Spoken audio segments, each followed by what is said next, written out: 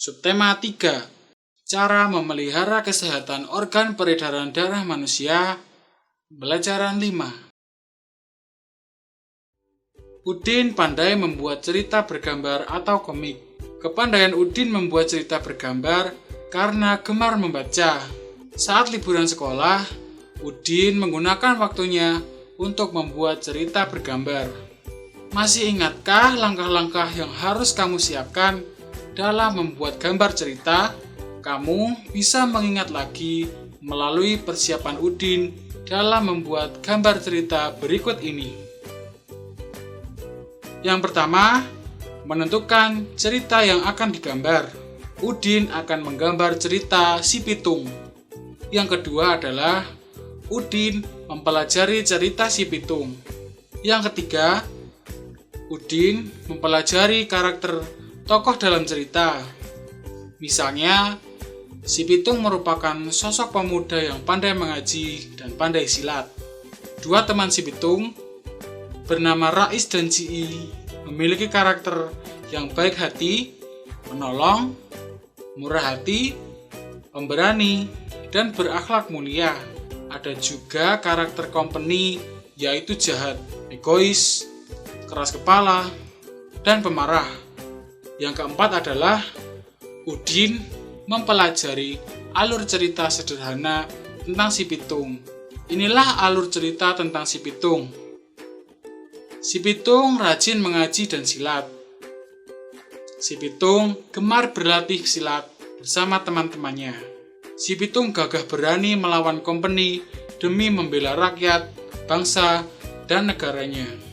Yang kelima, selanjutnya Udin mulai menggambar sesuai alur cerita yang telah dibuat. Sebelum menggambar, tentu saja Udin menyiapkan berbagai hal yang dibutuhkan seperti berikut. Yang pertama adalah alat dan bahan untuk membuat gambar cerita. Yang kedua, membuat sketsa gambar cerita berdasarkan tema atau cerita yang telah ditentukan. Yang ketiga, menyempurnakan sketsa gambar cerita berdasarkan tema atau cerita yang telah ditentukan. Inilah gambar cerita yang Udin buat.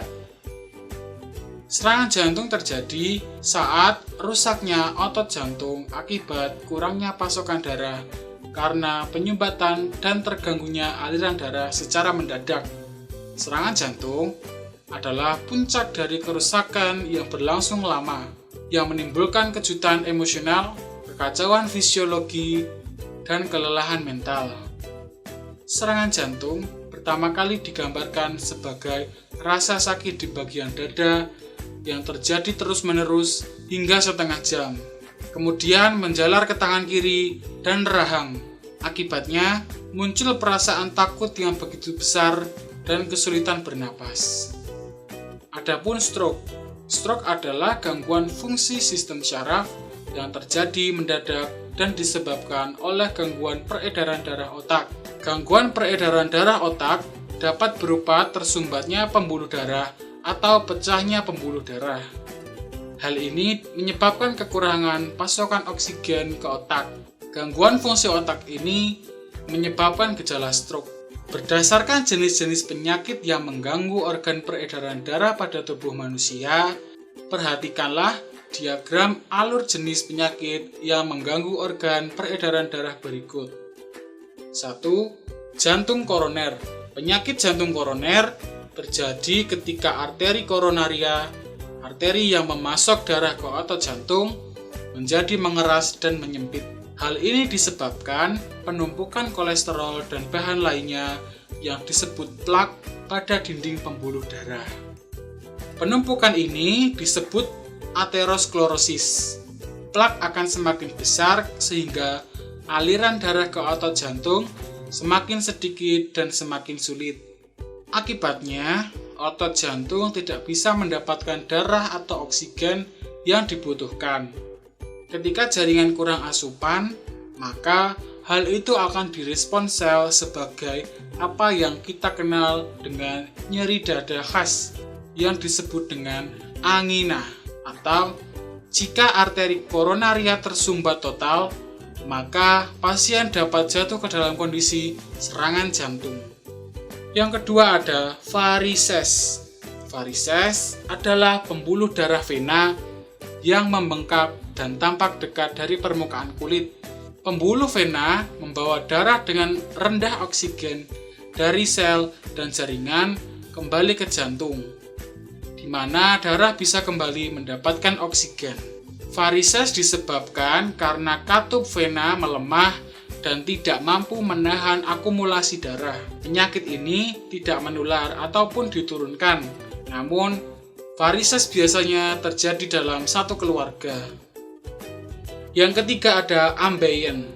Wasir adalah kondisi di mana pembuluh darah vena di sekitar anus meradang atau bengkak. Kondisi ini juga sering disebut dengan hemorrhoid atau lebih terkenalnya disebut dengan ambeien.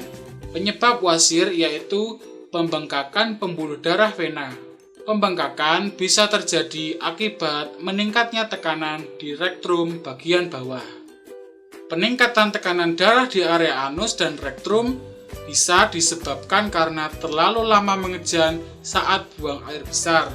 Konstipasi jadi penyebab utama dari orang mengejan.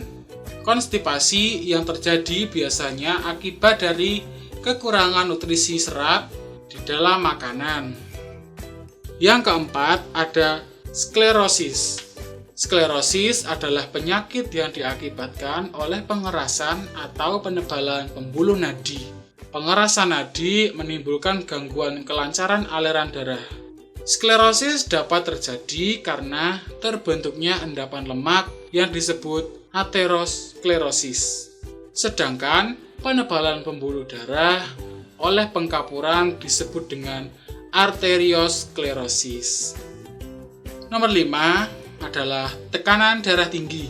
Hipertensi merupakan kondisi di mana tekanan darah lebih tinggi dari 140/90 mm merkuri atau mmHg. Angka 140 mmHg merujuk pada bacaan sistolik ketika jantung memompa darah ke seluruh tubuh. Sementara itu, angka 90 mmHg mengacu pada bacaan diastolik ketika jantung dalam keadaan rileks sembari mengisi ulang bilik-biliknya dengan darah. Kebanyakan makan makanan asin yang mengandung natrium seperti makanan olahan, makanan kalengan, fast food, dan makanan atau minuman yang mengandung pemanis buatan juga meningkatkan kolesterol dan atau tekanan darah tinggi. Nomor 6 ada tekanan darah rendah. Hipotensi adalah keadaan ketika tekanan darah di dalam arteri lebih rendah dibandingkan normal dan biasa disebut dengan tekanan darah rendah. Saat darah mengalir melalui arteri, darah memberikan tekanan pada dinding arteri. Tekanan itulah yang dinilai sebagai ukuran kekuatan aliran darah atau disebut dengan tekanan darah. Sebenarnya, tekanan darah bisa berubah sepanjang hari, tergantung kepada kegiatan yang sedang dilakukan dan hal ini dianggap normal. Ada banyak faktor yang menyebabkan tekanan darah seseorang rendah, seperti faktor usia, pengobatan, dan kondisi cuaca. Cuaca udara yang lebih panas bisa membuat tekanan darah menurun.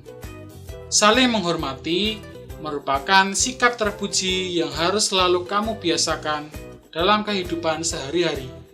Seperti ditegaskan dalam sebuah pantun berikut.